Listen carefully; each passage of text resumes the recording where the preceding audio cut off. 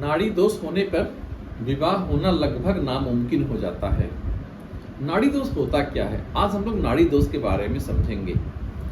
नाड़ी दोष मनुष्य के जीवन में एनर्जी फ्लो, ऊर्जा संचार को व्यक्त करता है और मेलापक में, जिसमें कि वर और कन्या के विवाह से संबंधित गुण मिलाए जाते हैं, उनके 36 गुणों में 8 गुण सबसे ज्यादा वह नाड़ी दोष के लिए मिलता है, नाड़ी के लिए मिलता है।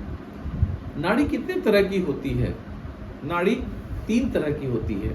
एक को हम बोलते हैं आदि नाड़ी, जो कि एयर, वायु को प्रदर्शित करता है और इसका जो संचार होता है वह नीचे से ऊपर की तरफ होता है। दूसरा मध्य नाड़ी, जो कि फायर को इंडिकेट करता है, अग्नि को इंडिकेट करता है और इसका संचार क्षैतिज रूप में होता है। और तीसरा है अंत्य नाड़ी, जो कि जल, वाटर को इंडिकेट करता है और इसका फ्लो जो है वह ऊपर से नीचे की तरफ होता है। नाड़ी दोष होने पर पति पत्नी के बीच में मनमुटाव, बच्चों की पढ़ाई लिखाई में बाधा या अपने या बच्चों के कैरियर में भी बाधा, यह सब चीजें जो है आती हैं। अब हम यह देखते हैं कि नाड़ी दोष किसे मानते हैं। जब भी वर और कन्या के गुण मिलाए जाते हैं तो एक ही तरह की नाड़ी होना नाड़ी दोष कहलाता है। अर्थात वर और कन्या दोनों का अगर नाड़ी मध्य है तो नाड़ी दोष कहा जाएगा, दोनों का अगर अंत है तो नाड़ी दोष कहा जाएगा, दोनों का अगर आदि है तो नाड़ी दोष कहा जाएगा। लेकिन अगर एक का आदि है, दूसरे का अंत है या मध्य है तो वह नाड़ी दोष नहीं माना जाता है। हमारी इस प्रकृति ने कुछ ऐसी व्यवस्था की है कि ये दोष जो ग्रहों की स्थितियां हैं या नक्षत्रों की स्थितियां हैं उनके अनुसार कैंसिल हो जाते हैं। अतः जब भी आप किसी का अगर गुण मिला रहे हो और नाड़ी दोष आता हो तो उसे तुरंत खारिज मत कीजिए। आप सबसे पहले यह देखिए कि क्या यह नाड़ी दोष कैंसिल हो रहा है या नहीं।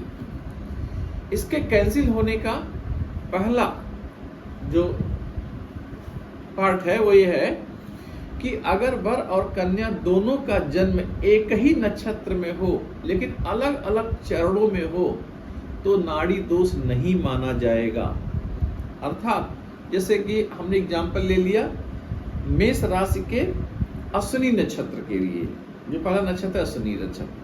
अगर वर और कन्या दोनों का जन्म अश्विनी नक्षत्र में हुआ हो लेकिन अलग अलग चरणों में हुआ हो, वर का या कन्या का प्रथम चरण में हो गया, दूसरे का द्वितीय चरण में या तृतीय चरण में या चतुर्थ चरण में हो गया, तो ऐसी स्थिति में नाड़ी दोष नहीं माना जाएगा। दूसरी स्थिति होती है कि जन्म की राशि एक हो लेकिन नक्षत्र अलग अलग हो, तो ऐसी स्थिति में भी नाड़ी दोष नहीं माना जाएगा। उदाहरण लेते हैं हम मेष राशि का ही। मेष राशि में अश्विनी, भरणी और कृतिका 3 राशियां आती हैं।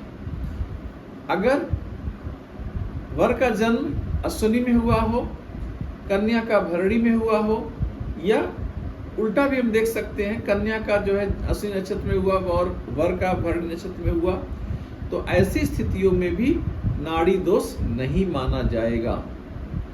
और तीसरी स्थिति जिसमें नाड़ी दोष कैंसिल होता है वो ये है कि एक ही नक्षत्र हो लेकिन राशियां भिन्न भिन्न हो। जैसे कृतिका नक्षत्र, यह मेष राशि में इसका 1 चरण होता है और वृषभ राशि में इसके 3 चरण होते हैं। तो अगर किसी का जन्म कृतिका नक्षत्र में हुआ हो, वर या कन्या का जन्म जो है मेष राशि में और दूसरे का जन्म जो है वो वृषभ राशि में हुआ हो, तो सेम नक्षत्र होते हुए भी उसमें नाड़ी दोष नहीं होता है।